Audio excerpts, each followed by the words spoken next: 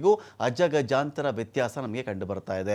Hormuz ನಾನು ಬಿಡಲ್ಲ, state of ಹೋರ್ಮುಜ್ನ ನಾನು ವಶಪಡಿಸ್ಕೊಂಡು ಬಿಡ್ತೀನಿ, ನನ್ನ ಪರ್ಮಿಷನ್ ತೊಗೊಳ್ಬೇಕು, ಇರಾನ್ಗೆ ಯಾರು ಟೋಲ್ ಕಟ್ಟುವಂತಿಲ್ಲ, ಯಾವುದೇ ಹಡಗು ಸ್ಟೇಟ್ ಆಫ್ ಹರ್ಮುಜನ್ನು ಪಾಸ್ ಮಾಡಬೇಕು ಅಂತ ಹೇಳಿದ್ರೆ ನಾನು ಅನುಮತಿ ತೊಗೊಳ್ಬೇಕು. ಟೋಲ್ ಕಟ್ಟಿಲ್ಲ ಇರಾನ್ಗೆ ಅಂದರೆ ಆ ಹಡಗನ್ನು ಬಿಟ್ಟುಬಿಡ್ತೀನಿ ನಾನು. ಟೋಲ್ ಕಟ್ಟಿದರೆ ಅಂಥ ಹಡಗನ್ನು ನಾನು ಬಿಡಲ್ಲ. ಸಿ ಮೈನ್ಸ್ ಇಶ್ಯೂ ಇದೆ, ಇಲ್ಲಿ ಸಮುದ್ರದ ಬಾಂಬ್ನ ಇಶ್ಯೂ ಇದೆ, ಸಮುದ್ರದ ಡ್ರೋನ್ಗಳ ಇಶ್ಯೂ ಇದೆ. ಇಲ್ಲಿ ಯಾವ ಡ್ರೋನ್ ಯಾವ ಶಿಪ್ಪನ್ನು ಉಡಾಯಿಸುತ್ತೋ ಸ್ಫೋಟ ಮಾಡುತ್ತೋ ಗೊತ್ತಿಲ್ಲ. ಟೋಲ್ ಕಟ್ಟದೇ ಇದ್ದರೆ ಇರಾನ್ ಹೋಗಕ್ಕೆ ಬಿಡಲ್ಲ.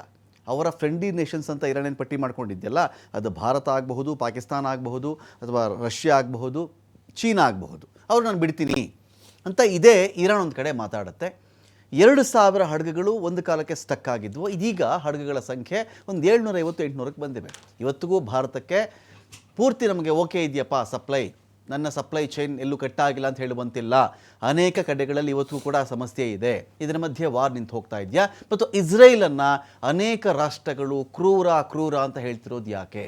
ಇದೆಲ್ಲ ಬೇಡ, ಇದು ತುಂಬ ಆಯ್ತಿದು, ನಿಲ್ಲಿಸಿ ನೀವು ಅಂತೇಳಿ ಇಟಲಿ ಮಾತಾಡ್ತಾ ಇದೆ, ಫ್ರಾನ್ಸ್ ಮಾತಾಡ್ತಾ ಇದೆ, ಈ ಕಡೆ UK ಮಾತಾಡ್ತಾ ಇದೆ, ಜರ್ಮನಿ ಮಾತಾಡ್ತಾ ಇದೆ ಇದೇ ಇಸ್ರೇಲ್ನ ಬಗ್ಗೆ.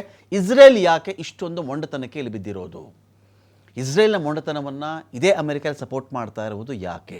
ಸೊ ಏನು ಬೇಕಾಗಿದೆ ಇವರೆಲ್ಲರಿಗೂ? ಎಲ್ಲ ವಿಚಾರಕ್ಕೆ ಸಂಬಂಧಪಟ್ಟಂತೆ ನಾನು ಇದೀಗ ಡಿಬೇಟ್ ಸ್ಟಾರ್ಟ್ ಮಾಡ್ತಾ ಇದ್ದೀನಿ. ಪಾಲ್ಗೊಳ್ಳೋದಕ್ಕೆ ನಮ್ಮೊಂದಿಗೆ ಸುನಿಲ್ ಇದ್ದಾರೆ, ನಿವೃತ್ತ ಲೆಫ್ಟಿನೆಂಟ್ ಕರ್ನಲ್. ಸ್ವಾಗತ ಸುನಿಲ್ ನಿಮಗೆ ಒಂದು ಡಿಬೇಟ್ಗೆ.